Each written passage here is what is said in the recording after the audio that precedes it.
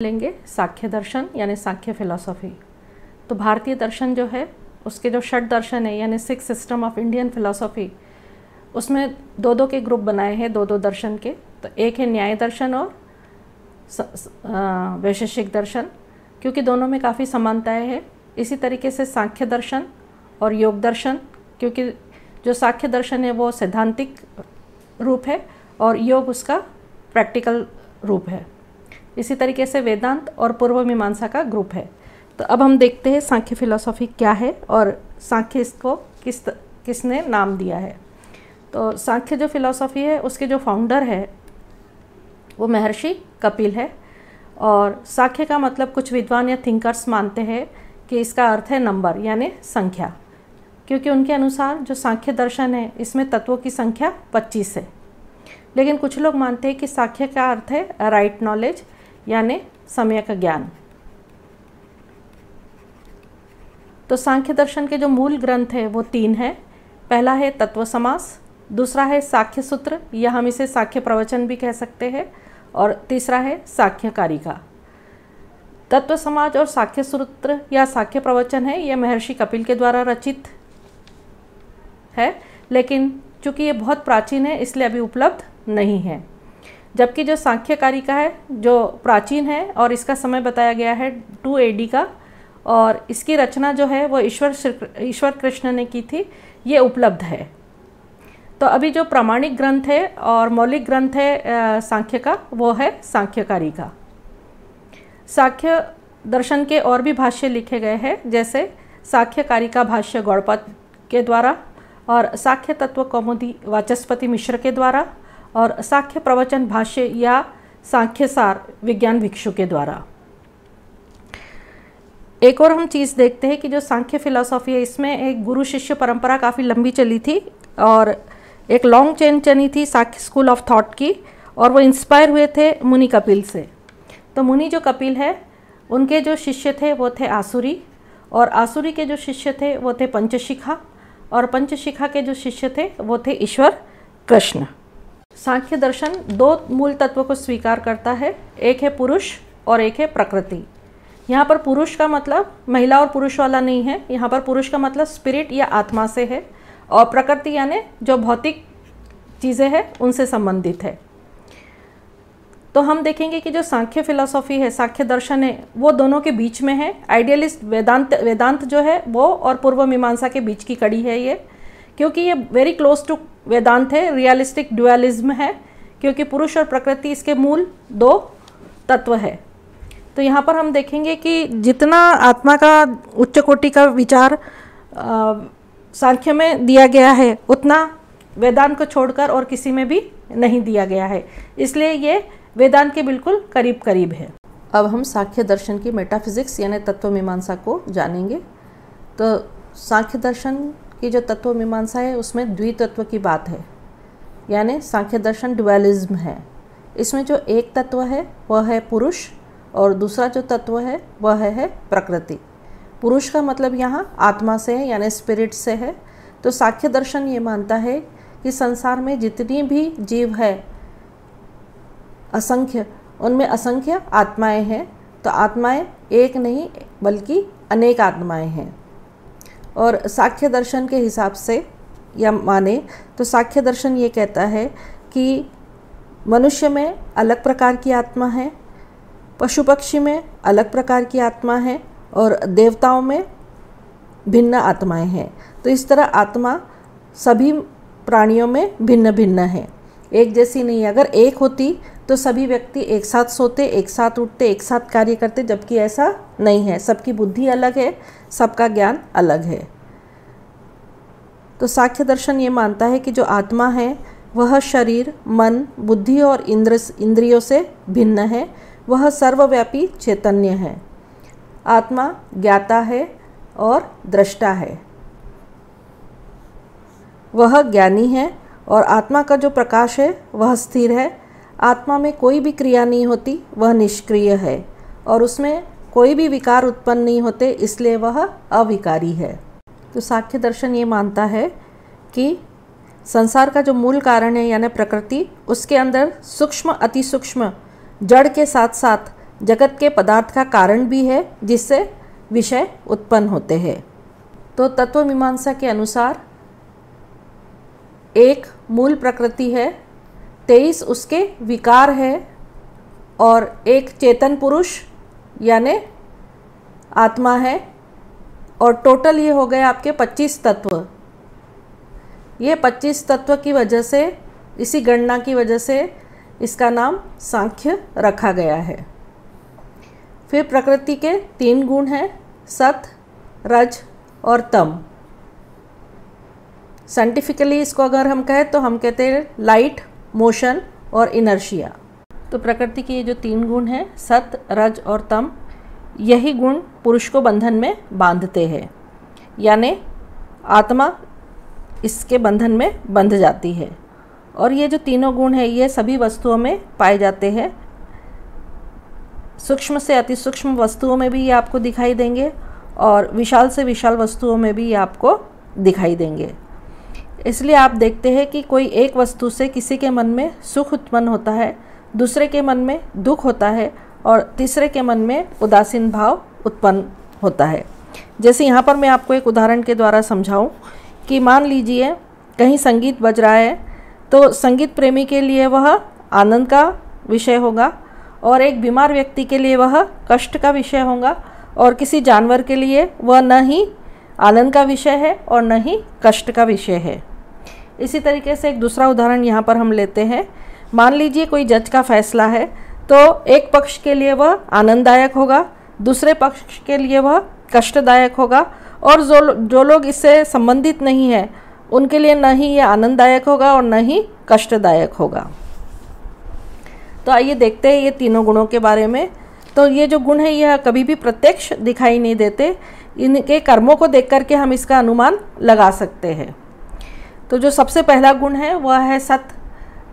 ये जो सत गुण है यह हल्का होता है और प्रकाशमान होता है, प्रकाशित करता है, सभी को आनंद रूप होता है, और यह हर्ष, उल्लास, तृप्ति ये इससे प्राप्त होती है।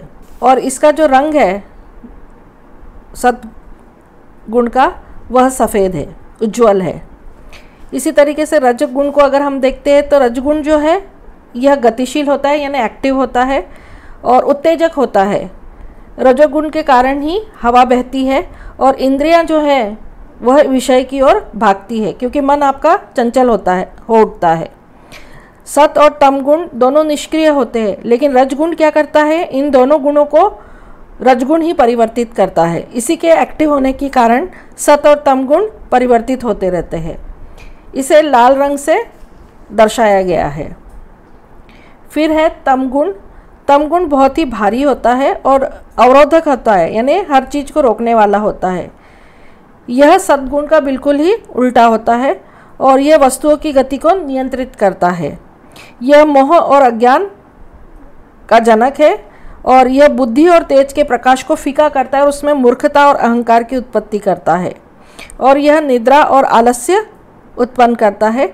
इसे काले रंग से दर्शाया गया है। ये जो तीनों गुण है सत, रज और तम, ये निरंतर परिवर्तनशील है। विकार का जो परिणाम है उनका स्वभाव यही है, इसलिए वे एक क्षण भी अविकृत रूप से नहीं रहते। प्रलय अवस्था के दौरान जब हम देखते हैं कि प्रत्येक जो गुण है वो एक दूसरे को खींचकर स्वतः अपने में परिणित हो जाता है, अर्थात सत सत में मिल जाता है, रज रज में मिल जाता है और तम तम में परिणित हो जाता है। इस प्रकार का जो परिणाम है वह सस्वरूप परिणाम कहलाता है। इस अवस्था में गुणों में से कोई कार्य उत्पन्न नहीं होता, क्योंकि वह पृथक रहकर कुछ नहीं कर सकते। जब तक गुण आपस में नहीं मिलते और उनमें एक प्रबल नहीं होता, तब तक उनमें किसी विषय की उत्पत्ति नहीं हो सकती। सृष्टि के पूर्व तीनों गुण जो हैं वह साम्य अवस्था में रहते हैं, यानी वह अस्फुटित रूप से अव्यक्त पिंड रूप में रहते हैं, जिसमें न रूपांतर होता है और न ही शब्द, स्पर्श, रूप, रस या गंध होता है और न ही कोई इसमें विषय होता है। यही साम्य अवस्था सांख्य की प्रकृति है। दूसरे प्रकार का जो परिणाम है वह तब उत्पन्न होता है जब गुणों में से एक जो है गुण वह प्रबल हो उठता है, चाहे वह सद्गुण हो, चाहे वह तम गुण हो, चाहे वह रजगुण हो। और बाकी के जो शेष 2 गुण होते हैं वो उसके अधीन हो जाते हैं। जब ऐसा होता है तब विषयों की उत्पत्ति होती है। इस प्रकार का परिणाम विरूप परिणाम कहलाता है और इससे ही सृष्टि का प्रारंभ होता है। सांख्य जो है उसमें सत, रज और तम जो है इसकी तुलना ऑयल, विक और फ्लेम से की है, यानी तेल, बाती और लौ से। जिस तरह ये तीनों अलग अलग रह के कुछ नहीं कर सकते, ठीक उसी तरह सत, रज और तम जो गुण है वह अलग रहकर कुछ भी नहीं कर सकते। साथ मिलकर ही वे संसार के विषय को उत्पन्न करते हैं और यही जो 3 गुण हैं सत, रज और तम, यही गुण सांख्य में प्रकृति कहलाता है। सांख्य जो है उसमें सत, रज और तम जो है इसकी तुलना ऑयल, विक और फ्लेम से की है, यानी तेल, बाती और लौ से। जिस तरह ये तीनों अलग अलग रह के कुछ नहीं कर सकते, ठीक उसी तरह सत, रज और तम जो गुण है वह अलग रहकर कुछ भी नहीं कर सकते। साथ मिलकर ही वे संसार के विषय को उत्पन्न करते हैं और यही जो 3 गुण हैं सत, रज और तम, यही गुण सांख्य से ब्रह्मांड की संरचना कैसी हुई। तो सांख्य की दृष्टि से ब्रह्मांड की संरचना 25 तत्वों से मिलकर के चालू हुई है। तो ये 25 तत्व है: पुरुष, प्रकृति, बुद्धि, अहंकार, मन, 5 ज्ञानेंद्रिया, 5 कर्मेंद्रिया, 5 तन्मात्राएं और 5 महाभूत। तो हम देखते हैं कि ये प्रकृति से प्रारंभ होती है और महाभूत में समाप्त होती है, यानी 5 महाभूत में जाकर के ये समाप्त होती है। तो जब हमारे मन में विचार आता है तभी हमारा शरीर कार्य करता है। अगर हमारे मन में विचार नहीं आता है तो हमारा शरीर कार्य नहीं करता है। जैसे आज मेरी इच्छा हुई घूमने की, तो मेरा मन करता है घूमने जाने का, तो हम घूमते हैं। हमारा मन करता है अच्छा खाने का, तो हम अच्छा खाते हैं। तो सब मन पर निर्भर है। तो जिस तरह से हमारा शरीर मन पर निर्भर है, ठीक इसी तरह प्रकृति जो है उसका प्रभाव पुरुष पर पड़ता है। अकेला जो पुरुष है यानी जो आत्मा है वो कुछ नहीं कर सकती क्योंकि वह निष्क्रिय है। इसी तरीके से अकेली जो प्रकृति है वो भी कुछ नहीं कर सकती क्योंकि वो जड़ है, उसमें चेतना नहीं है।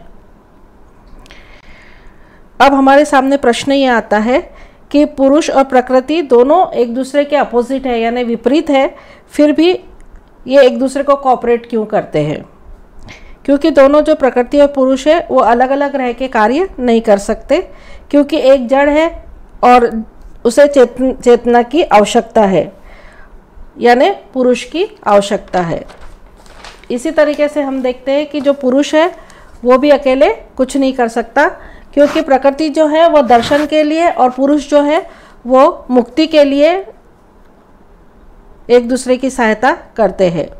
तो सांख्य का ये कहना है कि जिस तरह से एक लंगड़ा और एक अंधा दोनों एक दूसरे की सहायता से जंगल पार कर सकते हैं, ठीक इसी तरह जड़ प्रकृति और निष्क्रिय पुरुष मिलकर के सृष्टि की रचना करते हैं। सांख्य में सृष्टि का जो क्रम है उसमें सबसे पहले है बुद्धि। तो बुद्धि का जो विकार है ये प्रकृति का पहला विकार है, प्रथम विकार है, और बाह्य जगत की दृष्टि से यह विराट बीज है जो जीव में विद्यमान है, यानी जीवों में निहित है। बुद्धि के द्वारा ही हम निर्णय लेते हैं और विचार करते हैं। तो विचार करना बुद्धि का धर्म है। स्वतः अपने को और दूसरी वस्तुओं को प्रकाशित करना ही बुद्धि का कार्य है। जब बुद्धि में सत की अधिक वृद्धि होती है, यानी सद्गुण की, तो सात्विक बुद्धि के फल होते हैं, जैसे धर्म है, ज्ञान है, ऐश्वर्य है, वैराग्य है। और जब बुद्धि में तम के गुण अधिक होते हैं तो तामसिक बुद्धि से अधर्म, अज्ञान, आसक्ति की उत्पत्ति होती है। बुद्धि जो है वह पुरुष से भिन्न है, यानी आत्मा से भिन्न है, क्योंकि पुरुष जो है वह समस्त भौतिक गुणों से परे है। सभी जीवात्माओं में ज्ञान का आधार जो है वो बुद्धि है। जब बुद्धि में सद्गुण अधिक हो जाता है तो बुद्धि आत्मा के चैतन्य से खुद को प्रकाशयुक्त करती है। बुद्धि की सहायता से पुरुष यानी जो आत्मा है वह अपना प्रकृति का भेद समझती है तथा अपने यथार्थ स्वरूप का विवेचन करती है। फिर है बुद्धि का दूसरा विकार तो बुद्धि का जो दूसरा विकार है वो अहंकार है। यह बुद्धि का ही परिणाम है। इसी अहंकार के कारण पुरुष यानी जो आत्मा है उसको भ्रम हो जाता है और वो भ्रम में पड़कर सोचने लगती है कि वही सब कुछ करने वाली है, यानी वही सब कुछ करता है। सबसे पहले इंद्रियों का ज्ञान होता है, उसके बारे में विषय की जानकारी होती है, फिर जो मन है वो उस पर विचार करता है और उस विषय के प्रकार को निर्धारित करता है। फिर सोचता है कि यह जो विषय है या ये जो चीज़ है ये मेरी है या ये मैं कर रहा हूँ। इस तरह का अहंकार हमारे मन में उत्पन्न होता है। हम सोचते हैं कि ये मैंने किया, मेरे बगैर तो काम ही नहीं हो सकता, मैं नहीं होता तो शायद ये कार्य संपन्न नहीं होता। इस तरीके की जो भावना है वो हमारे मन में आती है और इसी मैं और मेरे की वजह से हम विभिन्न सांसारिक व्यवहारों में संलग्न हो जाते हैं। तो यहाँ पर हम देखेंगे कि जो अहंकार है वह 3 प्रकार का है। एक है सात्विक अहंकार। सात्विक अहंकार जिसमें सत्व के गुण अधिक होते हैं, प्रीडोमिनेंट होते हैं। दूसरा है राजस अहंकार, यानी जिसमें रज के जो गुण हैं वह प्रीडोमिनेंट होते हैं। इसी तरीके से तमस अहंकार, जिसमें तम के जो गुण हैं वो प्रीडोमिनेंट होते हैं। तो यहाँ पर जो कड़ी दे रखी है, जो सात्विक अहंकार है, सात्विक अहंकार से 11 इंद्रियों की उत्पत्ति होती है। 11 इंद्रियों में एक है मन और 5 ज्ञानेंद्रिया और 5 कर्मेंद्रिया, ऐसे मिलकर के ये 11 है। और इस तरीके की जो कड़ी है वह वाचस्पति मिश्र की सांख्य कारिका में दे रखी है। और जो तमस अहंकार है उससे 5 तन्मात्राओं की उत्पत्ति होती है। और जो राजस अहंकार है वह सात्विक और तामस दोनों अहंकारों का सहायक है, यानी उन्हें शक्ति प्रदान करता है जिससे सात्विक और तमस विकार उत्पन्न होते हैं। आइए जानते हैं सांख्य की दृष्टि से ब्रह्मांड की संरचना कैसी हुई। तो सांख्य की दृष्टि से ब्रह्मांड की संरचना 25 तत्वों से मिलकर के चालू हुई है। तो ये 25 तत्व है: पुरुष, प्रकृति, बुद्धि, अहंकार, मन, 5 ज्ञानेंद्रिया, 5 कर्मेंद्रिया, 5 तन्मात्राएं और 5 महाभूत। तो हम देखते हैं कि ये प्रकृति से प्रारंभ होती है और महाभूत में समाप्त होती है, यानी पंच महाभूत में जाकर के ये समाप्त होती है। तो जब हमारे मन में विचार आता है तभी हमारा शरीर कार्य करता है। अगर हमारे मन में विचार नहीं आता है तो हमारा शरीर कार्य नहीं करता है। जैसे आज मेरी इच्छा हुई घूमने की, तो मेरा मन करता है घूमने जाने का, तो हम घूमते हैं। हमारा मन करता है अच्छा खाने का, तो हम अच्छा खाते हैं। तो सब मन पर निर्भर है। तो जिस तरह से हमारा शरीर मन पर निर्भर है, ठीक इसी तरह प्रकृति जो है उसका प्रभाव पुरुष पर पड़ता है। अकेला जो पुरुष है यानी जो आत्मा है वो कुछ नहीं कर सकती क्योंकि वह निष्क्रिय है। इसी तरीके से अकेली जो प्रकृति है वो भी कुछ नहीं कर सकती क्योंकि वो जड़ है, उसमें चेतना नहीं है। अब हमारे सामने प्रश्न ये आता है कि पुरुष और प्रकृति दोनों एक दूसरे के अपोजिट है यानी विपरीत है, फिर भी ये एक दूसरे को कोऑपरेट क्यों करते हैं? क्योंकि दोनों जो प्रकृति और पुरुष है वो अलग अलग रह के कार्य नहीं कर सकते, क्योंकि एक जड़ है और उसे चेतना की आवश्यकता है, यानी पुरुष की आवश्यकता है। इसी तरीके से हम देखते हैं कि जो पुरुष है वो भी अकेले कुछ नहीं कर सकता, क्योंकि प्रकृति जो है वो दर्शन के लिए और पुरुष जो है वो मुक्ति के लिए एक दूसरे की सहायता करते हैं। तो सांख्य का ये कहना है कि जिस तरह से एक लंगड़ा और एक अंधा दोनों एक दूसरे की सहायता से जंगल पार कर सकते हैं, ठीक इसी तरह जड़ प्रकृति और निष्क्रिय पुरुष मिलकर के सृष्टि की रचना करते हैं। सांख्य में सृष्टि का जो क्रम है उसमें सबसे पहले है बुद्धि। तो बुद्धि का जो विकार है ये प्रकृति का पहला विकार है, प्रथम विकार है, और बाह्य जगत की दृष्टि से यह विराट बीज है जो जीव में विद्यमान है, यानी जीवों में निहित है। बुद्धि के द्वारा ही हम निर्णय लेते हैं और विचार करते हैं। तो विचार करना बुद्धि का धर्म है। स्वतः अपने को और दूसरी वस्तुओं को प्रकाशित करना ही बुद्धि का कार्य है। जब बुद्धि में सत की अधिक वृद्धि होती है यानी सद्गुण की, तो सात्विक बुद्धि के फल होते हैं, जैसे धर्म है, ज्ञान है, ऐश्वर्य है, वैराग्य है। और जब बुद्धि में तम के गुण अधिक होते हैं तो तामसिक बुद्धि से अधर्म, अज्ञान, आसक्ति की उत्पत्ति होती है। बुद्धि जो है वह पुरुष से भिन्न है, यानी आत्मा से भिन्न है, क्योंकि पुरुष जो है वह समस्त भौतिक गुणों से परे है। सभी जीवात्माओं में ज्ञान का आधार जो है वो बुद्धि है। जब बुद्धि में सद्गुण अधिक हो जाता है तो बुद्धि आत्मा के चैतन्य से खुद को प्रकाशयुक्त करती है। बुद्धि की सहायता से पुरुष यानी जो आत्मा है वह अपना प्रकृति का भेद समझती है तथा अपने यथार्थ स्वरूप का विवेचन करती है। फिर है बुद्धि का दूसरा विकार। तो बुद्धि का जो दूसरा विकार है वह अहंकार है। यह बुद्धि का ही परिणाम है। इसी अहंकार के कारण पुरुष यानी जो आत्मा है उसको भ्रम हो जाता है और वो भ्रम में पड़कर सोचने लगती है कि वही सब कुछ करने वाली है, यानी वही सब कुछ करता है। सबसे पहले इंद्रियों का ज्ञान होता है, उसके बारे में विषय की जानकारी होती है। फिर जो मन है वो उस पर विचार करता है और उस विषय के प्रकार को निर्धारित करता है। फिर सोचता है कि यह जो विषय है या ये जो चीज़ है ये मेरी है या ये मैं कर रहा हूँ। इस तरह का अहंकार हमारे मन में उत्पन्न होता है। हम सोचते हैं कि ये मैंने किया, मेरे बगैर तो काम ही नहीं हो सकता, मैं नहीं होता तो शायद ये कार्य संपन्न नहीं होता। इस तरीके की जो भावना है वो हमारे मन में आती है और इसी मैं और मेरे की वजह से हम विभिन्न सांसारिक व्यवहारों में संलग्न हो जाते हैं। तो यहाँ पर हम देखेंगे कि जो अहंकार है वह 3 प्रकार का है। एक है सात्विक अहंकार। सात्विक अहंकार जिसमें सत्व के गुण अधिक होते हैं, प्रीडोमिनेंट होते हैं। दूसरा है राजस अहंकार, यानी जिसमें रज के जो गुण हैं वह प्रीडोमिनेंट होते हैं। इसी तरीके से तमस अहंकार जिसमें तम के जो गुण हैं वो प्रीडोमिनेंट होते हैं।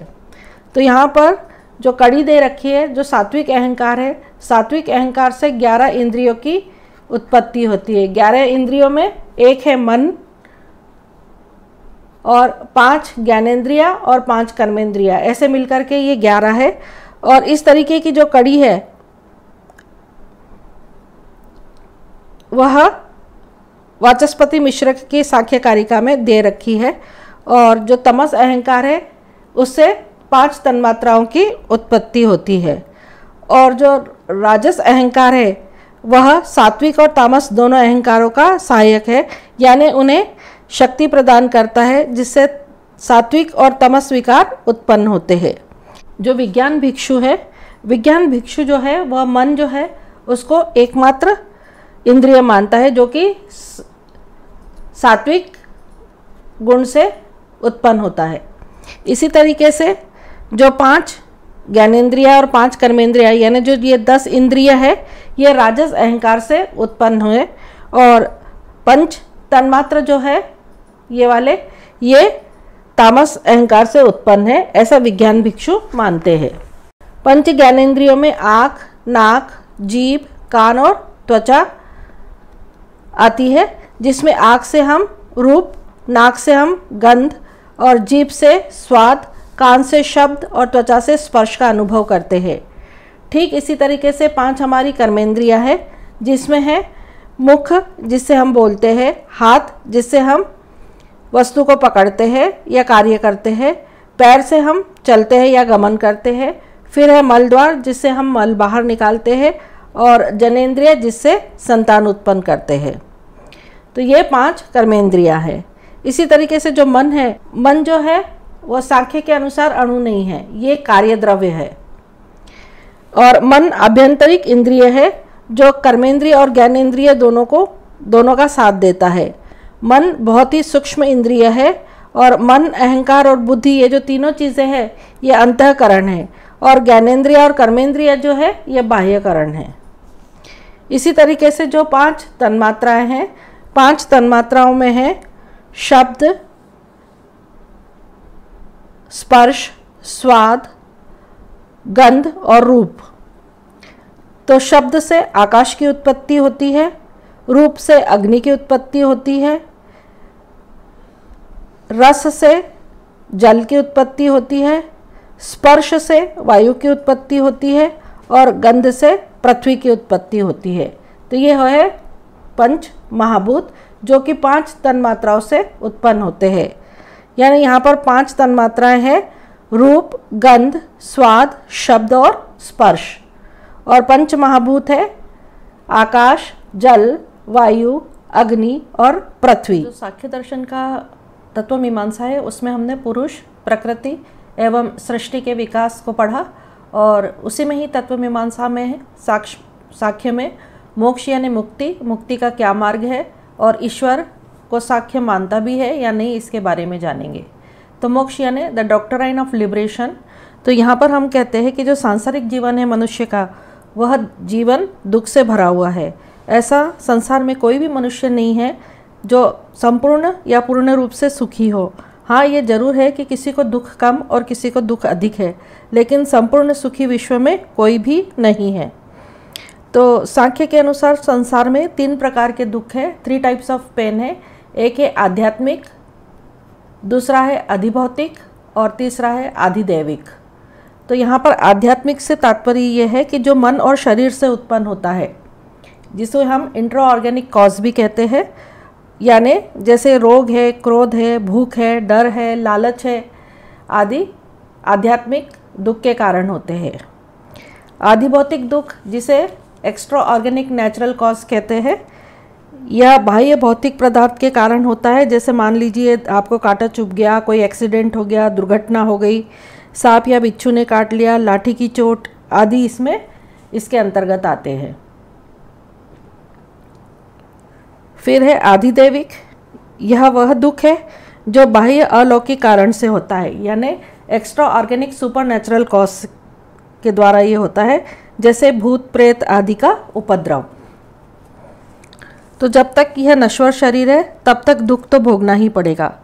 तो फिर मुक्ति का क्या मार्ग है सांख्य के अनुसार? तो सांख्य कहता है केवल मुक्ति के द्वारा ही यह संभव है। इस मुक्ति के लिए तत्वज्ञान का होना बहुत ज़रूरी है। मूर्ख व्यक्ति बार बार दुख पाता है क्योंकि वह जीवन व प्रकृति के नियम को जानता नहीं है। जितना हम अपने बारे में और संसार के विषय में ज्ञान प्राप्त करते हैं, उतना ही हमारा जो जीवन है वह सरल हो जाएगा और हमें योग्यता आ जाएगी कि किस तरीके से इस संसार में रहना है। जब हमें यथार्थ वास्तविक तत्व का ज्ञान हो जाता है तभी हमें दुखों से मुक्ति मिलती है। बातें हम ईश्वर से संबंधित सांख्य क्या मानते हैं? तो ईश्वर को लेकर सांख्य जो दर्शन है उसके जो अनुयायी है उसमें कुछ विवाद है। कुछ जो सांख्य के अनुयायी हैं वे ईश्वरवाद का खंडन करते हैं। उनके अनुसार यह संसार कार्य श्रृंखला है और प्रकृति ही इस संसार का मूल कारण है।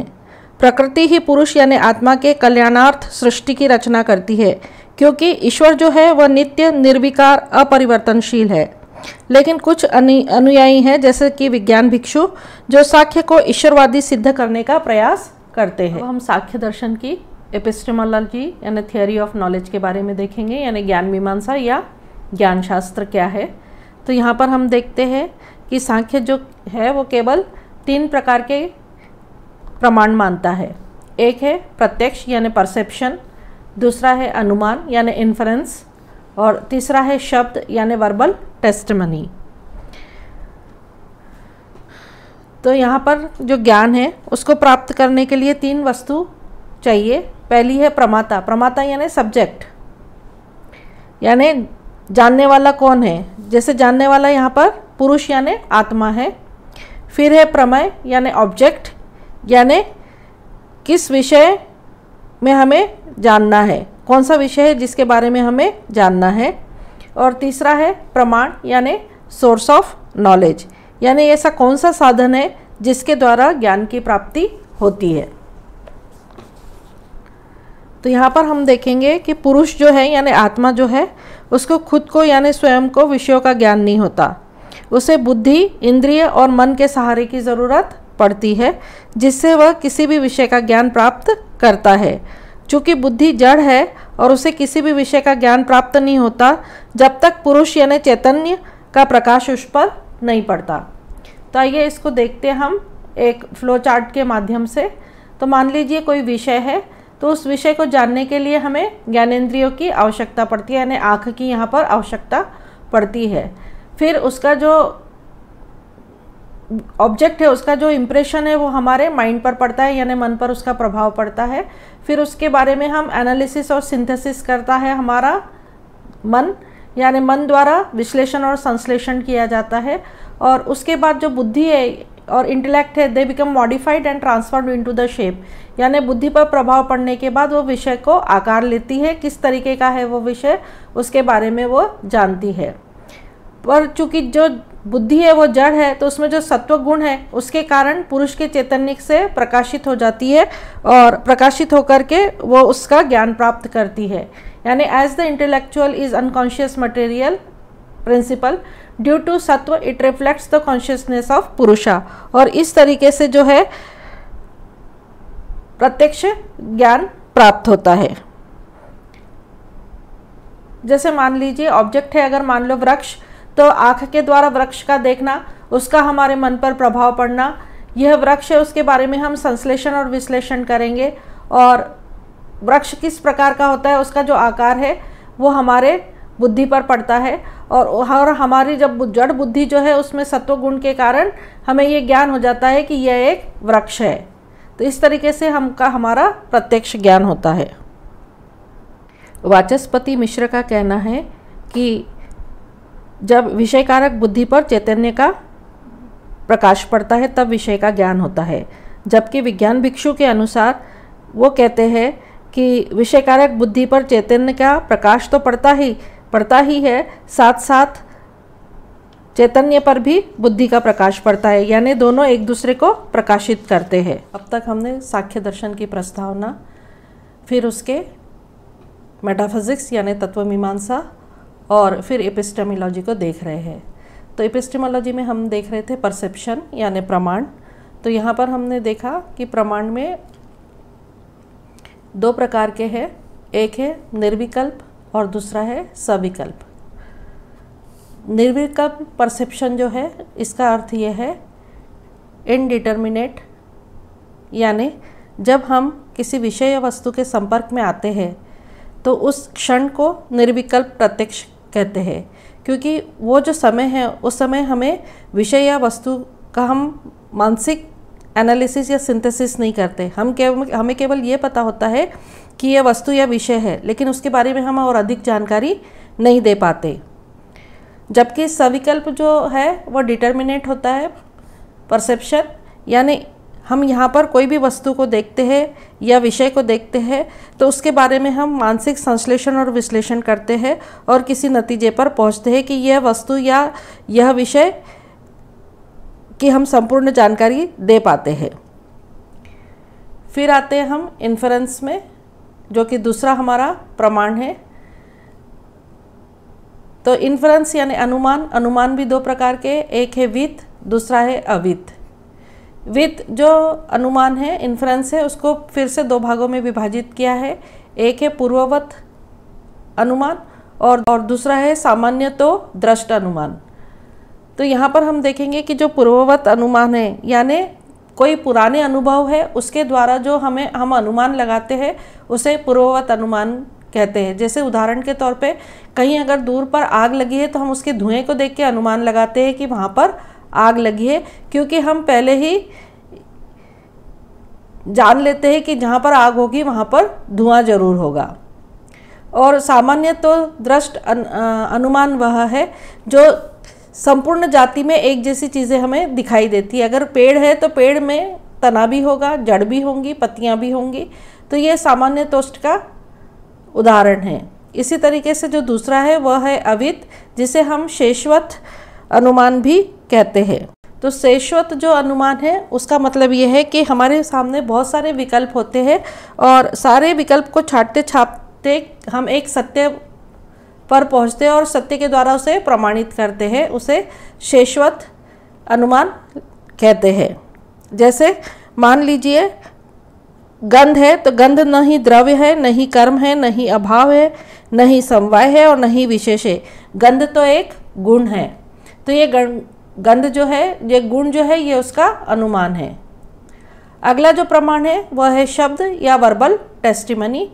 तो यहाँ पर शब्द का जो वर्बल टेस्टिमनी है, इससे तात्पर्य ये है कि जो आप्तवचन कहे गए हैं, आप्तवचन यानी जो प्रमाणिक है, जिसे किसी ऐसे व्यक्ति के द्वारा किया गया है जो कि हम कह सकते हैं कि ये ऑथेंटिक है, तो आप्त जो वचन होते हैं उसी को ही प्रमाण माना गया है।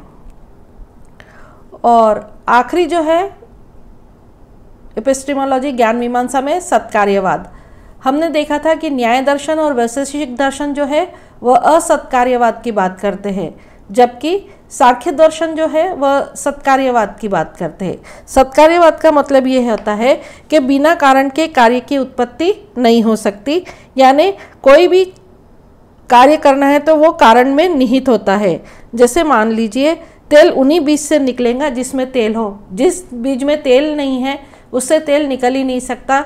या हम ये कहें कि रेत से तेल निकाले तो ये पॉसिबल नहीं है, या हम ये कह लें कि मिट्टी से तेल निकाले तो ये भी पॉसिबल नहीं है। यानी किसी भी चीज़ को किसी भी कारण में कार्य की उत्पत्ति निहित होती है, ये सत्कार्यवाद कहलाता है। अगला है हमारा मूल्य मीमांसा।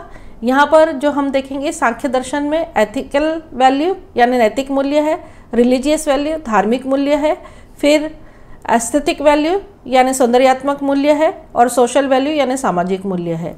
तो यहाँ पर जो सांख्य दर्शन है इसमें लॉ ऑफ कर्मा को माना है, और योगिक प्रैक्टिस के अनुसार ही आप अपने नैतिक मूल्य को पा सकते हैं। इसी तरीके से धार्मिक मूल्य में सांख्य दर्शन जो है वह सत्य को मानते हैं और अहिंसा को, सत्य के अलावा कोई भी धर्म नहीं है। फिर है मुक्ति। मुक्ति के द्वारा व्यक्ति इस संसार से मुक्त हो जाता है और आवागमन के साधन से अपने आप को मुक्त कर लेता है। फिर है सोशल वैल्यू यानी सामाजिक मूल्य। सामाजिक मूल्य में सांख्य दर्शन में कहा गया है कि किसी भी मटेरियल प्रोडक्ट को कलेक्ट ना करें और नॉन स्टीलिंग की आदत रखें, तो आप अपने आप सामाजिक मूल्य का निर्माण कर लेंगे।